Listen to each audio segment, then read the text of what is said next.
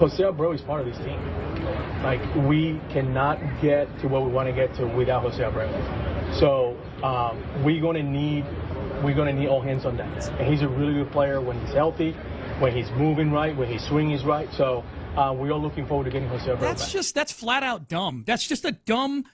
It's an idiotic statement, and it's disingenuous to say you can't get to where you want to get to without a guy who's been the worst everyday player in baseball for the better part of a year and a half. Here's the thing.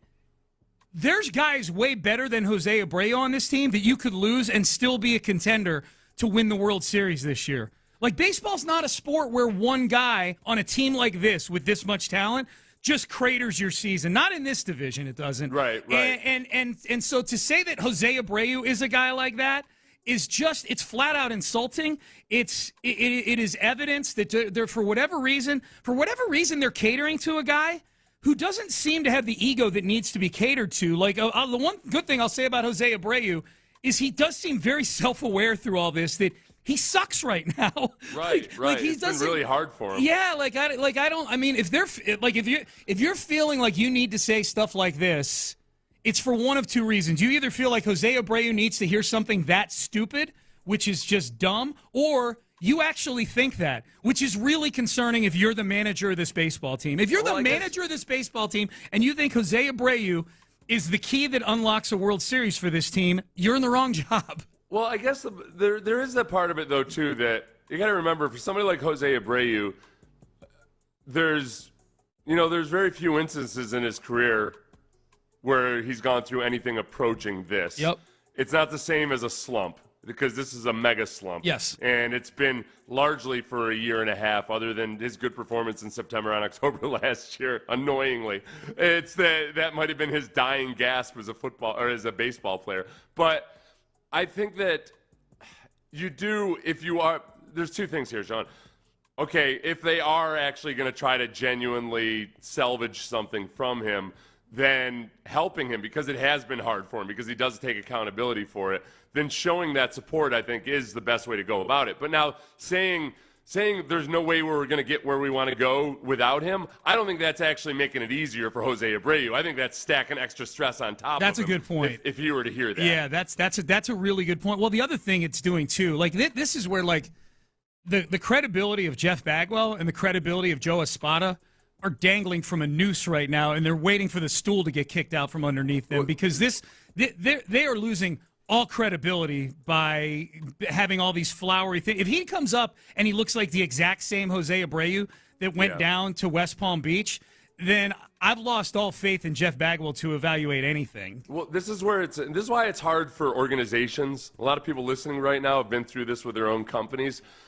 It's really hard for organizations sometimes to recognize and move beyond a sunk cost, because what's best for the organization is to understand, we spent a lot of money for him, but man, it's actually actively hurting us right now. We got to move on from that and just write that cost off. The problem is there are individuals within the organization whose pride, reputation, and sometimes careers are hinging on whether or not that sunk cost works out. That's right. So you got individuals in the organization that are just concerned about proving their decisions correct or proving that they were right, and it's hard to. That's where it's on Jim Crane ultimately. Now, it's not signing José Abreu was not Dana Brown's problem. Maybe some of the decisions made along the way, we don't know what happens internally. Maybe Dana Brown feels invested in it personally now too.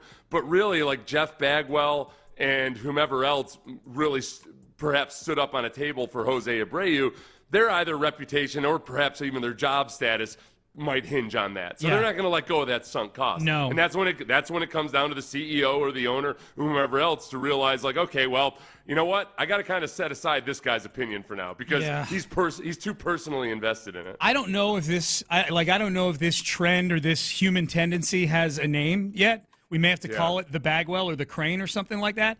But it is a human tendency, and I'm sure I've been guilty of it in my everyday life, and you have, and we all have, is that, to your point, when you invest a ton in something, probably overinvest in it, and it's a bad investment, the human tendency is to throw even more resources to try to make it look good. And it turns into something that it just compounds, and it's doubly bad in the end. And that's what's happening with José Abreu. Espada saying that they can't get to where they want to be without José Abreu feels like if somebody were to tell me, like, well, we're not going to get where we're going to need to be unless this lottery ticket comes through. Yeah, as long as we hit the lottery, we'll be okay. Like, great. Yeah, I guess I'll go pray for 12 hours. Yeah, that's it is, man. Like this, really, this is the key. Then we may as well just fold up tents. You know, like why play the rest of this? If this is the key to doing anything significant, José Abreu, guy in West Palm Beach right now, batting against 18-year-olds. Who are the X factors that are actually the more important and more realistic than José Abreu when it comes to, like, okay, without this guy, we can't get to where we need to be? Like, I would argue that obviously there's no one single person, but Chas McCormick, that's more valid for Chas McCormick than it is for José Abreu. Yeah, probably. You know, like that's where we are. Like, that's more valid for some of the fringe guys or the guys that are, you know, competing for time right now than it is for José Abreu. Yeah. Because it's more realistic. Yeah. Okay, yeah, that's true. Yeah, Chas it's more realistic that Chas comes back and goes on a tear and it's the summer of Chas or something than it's José Abreu. Yeah. I don't know. There's not that I would feel awesome about that being the situation either. But no. Like if that's what you had to have. There's only look. I don't think there's any one guy in the Astros where literally their World Series chances are sunk. But there are guys on this team that if they do go down, it feels that way. José Abreu ain't one of them. I'll tell you that. But like for example, when Jordan fouled that ball off his knee a week or two ago, and he fell down in a heap. Like he looked like somebody shot him with a tranquilizer gun. Like he was just on the ground, same fetal position for a good 5 or 10 minutes. That felt, and I know Jordan wasn't even hitting that great at the time, but we know what's inside Jordan. That felt to me like that was this is the season kick in the gut right there. We don't know what it feels like with Kyle Tucker to have that because he just never gets hurt. But Kyle Tucker, probably the same sort of I would say Tucker, Jordan, and Altuve are the three guys that fit that bill for me, where if they go down, if they foul a ball off their foot, if they slide into a base the wrong way and they're down, you do feel like the season is hanging in the balance. Right, yeah. And even then, though, you already know from watching sports your entire life. I agree. No one player. And I know you're acknowledging that. But by the way, too, with Jordan, I feel like it would take at least 2 tranquilizer darts. You don't come at Jordan with one trank shot and think like, oh yeah, we're good now. Like if you're gonna shoot Jordan from a helicopter with a trank gun and then perform dentistry on him or something, like just go ahead and don't be stingy. Use the second dart. I like to think the first dart makes him get that look on his face when Singleton hit that upper deck home run. And then you hit him with the second dart, and that puts him down. Right? Get him dazed a little bit. Yeah, and then put him to sleep with the second one. What was that? Yeah. All right, Payne and Pendergast with you. So frustration, the word for today with the Houston Astros, on and off the field, I would say.